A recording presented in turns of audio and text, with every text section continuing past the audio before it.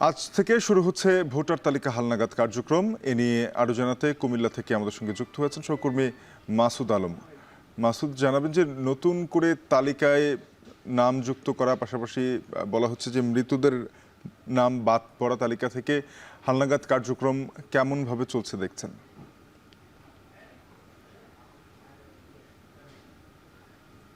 সাপিন ঠিক ৯টা থেকে কিন্তু কার্যক্রম শুরু হয়েছে কুমিল্লায়। এই নতুন ভোটার যারা হবেন তাদেরকে আসলে মূলত ২০০৮ সালের পয়লা জানুয়ারি থেকে পয়লা জানুয়ারি কিংবা এর পূর্বে যারা জন্মগ্রহণ করেছেন ওই সকল ব্যক্তিকেই মূলত আসলে নতুন ভোটার হিসাবে অন্তর্ভুক্ত করছেন। আমরা দেখেছি যে কুমিল্লার বেশ সব কয়টি ওয়ার্ড কিংবা উপজেলায় কিন্তু একযোগে কিন্তু শুরু হয়েছে। আমরা নির্বাচন কমিশনের সাথে জেলা নির্বাচন অফিসারের সাথে কথা বলেছি, তিনি আমাদেরকে জানিয়েছেন যে আসলে সারা দেশের মতোই কিন্তু আজকে ঠিক এই ৯টা থেকে মানুষের বাড়ি বাড়ি গিয়ে বা বহুতল ভবনে উঠে মানুষের বাসা বাড়িতে গিয়ে ভোটার তালিকা হালনাগাদের যে কার্যক্রম সেটা শুরু হয়েছে। একই সঙ্গে যারা মৃত্যুবরণ করেছেন সে সকল ব্যক্তির নাম আসলে কর্তন করা হবে, বাদ দেওয়া হবে এই হালনাগাদের মাধ্যমে। তথ্য সংগ্রহ চলবে আগামী ৩ এপ্রিল পর্যন্ত। আর এই মূল যে কার্যক্রম, এই হালনাগাদ সে বাড়িতে বাড়িতে গিয়ে গিয়ে যে হালনাগাদের যে তথ্য সংগ্রহ সেটা শেষে কিন্তু প্রার্থীদের আপনার যে ছবি তোলা সহ যাবতীয় যে কার্যক্রমগুলো রয়েছে সেগুলো চলবে ১১ এপ্রিল পর্যন্ত। এরপরেই কিন্তু আনুষ্ঠানিকতা শুরু হবে।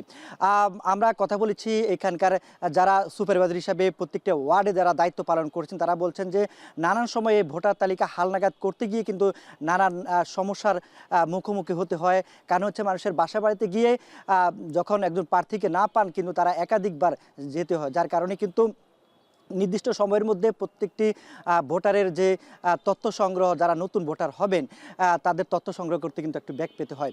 একই সঙ্গে তারা জানিয়েছেন যে নতুন ভোটার হতে হলে তার বাবা মায়ের যে জাতীয় পরিচয়পত্র আছে সেটির ফটোকপি, সে সঙ্গে তার জন্ম সনদ এবং নাগরিক সনদ, একই সঙ্গে যাদের শিক্ষকতার যোগ্যতা আছে, যে বিশেষ করে জেএসসি এবং এসএসসির সার্টিফিকেটের ফটোকপি লাগবে, সে সঙ্গে লাগবে বিদ্যুৎ বিল, সে সঙ্গে জায়গা সম্পত্তির যে আপনার যে বিভিন্ন কাগজপত্র রয়েছে, বিশেষ করে খাজনার রসিদ, সেটি লাগবে।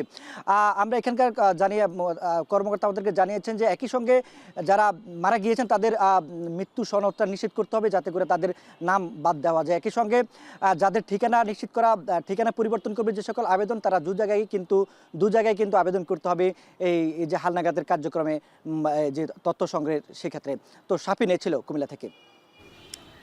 কুমিল্লা থেকে খুলনায় যেতে চাই। খুলনায় ভোটার তালিকা হালনাগাদ কার্যক্রমের খোঁজ রাখছেন সহকর্মী তরিকুল ইসলাম, তার সঙ্গে যুক্ত হবো। তরিকুল, জানাবেন যে আজ সকাল থেকেই এই হালনাগাদ কার্যক্রমে মাঠ পর্যায়ে যে কর্মকর্তারা নেমেছেন তারা কি জানাচ্ছেন, এই কার্যক্রম কতদিন যাবৎ চলতে পারে?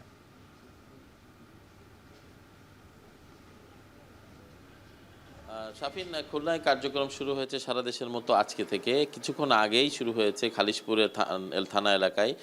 আমরা রয়েছি ক্রিসেন্ট জুট মিল যে গেট, এই এলাকাতেই মূলত শুরু করেছে নির্বাচন খালিশপুর থানা নির্বাচন কর্মকর্তা যারা রয়েছেন দায়িত্বে। আমরা এখানে এসে যেটি দেখেছি যে বাড়িতে বাড়িতে হালনাগাদ যে ভোটার তালিকা তৈরির কাজ সেটি শুরু করেছেন তারা।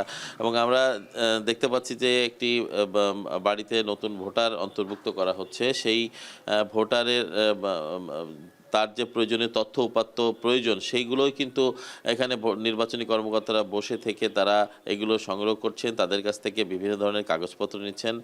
যদি ভাড়াটিয়া হয় তাদের ক্ষেত্রে বিদ্যুৎ বিল সহ জাতীয় পরিচয়পত্র এবং অন্যান্য যে বিষয়গুলো রয়েছে সেগুলো, এবং বাড়ির মালিক যদি হয়ে থাকে, যাদের স্থায়ী বসতি যাদের রয়েছে তাদের ক্ষেত্রে বাড়ির যে খাজনা রসিদ বা পর্চা রসিদ এইগুলো তাদেরকে দেখানো বাধ্যতামূলক করা হয়েছে। আমরা যাদের বয়স ১/১/২০০৮ তারিখে ৮ সালে, তারাই শুধু এই তারিখের মধ্যে তারাই শুধু নতুন ভোটার তালিকায় অন্তর্ভুক্ত হতে পারবেন।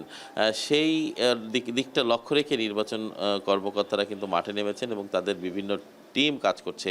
খুলনা জেলাতে যে কর্মী নিয়োগ করা হয়েছে 887 জন কর্মী নিয়োগ করা হয়েছে এবং তারা বাড়িতে বাড়িতে যাচ্ছেন এবং এই তথ্যগুলো সংগ্রহ করছেন। তো আমরা একটা বিষয় বলে রাখি যে খুলনা জেলাতে সর্বশেষ ভোটার যে তালিকা করা হয়েছিল সেখানে 20,58,000 ভোটার রয়েছে।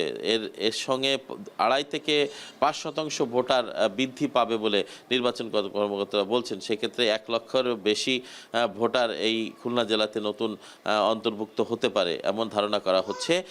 খুলনার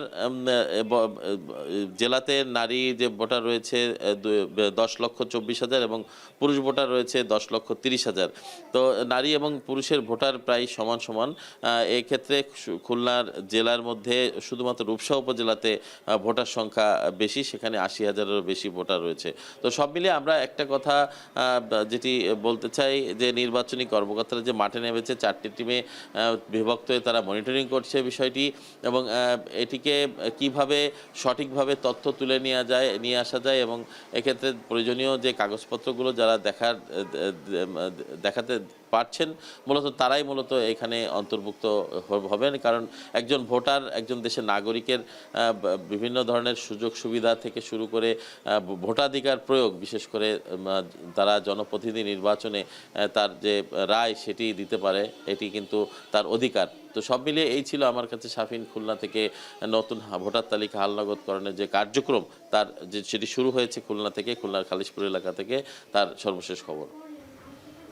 শুরু হয়েছে নতুন ভোটার তালিকা হালনাগাদ কার্যক্রম। এ নিয়ে খুলনা থেকে জানাচ্ছিলেন তরিকুল ইসলাম, এর আগে কুমিল্লা থেকে যুক্ত হয়েছিলেন মাসুদ আলম।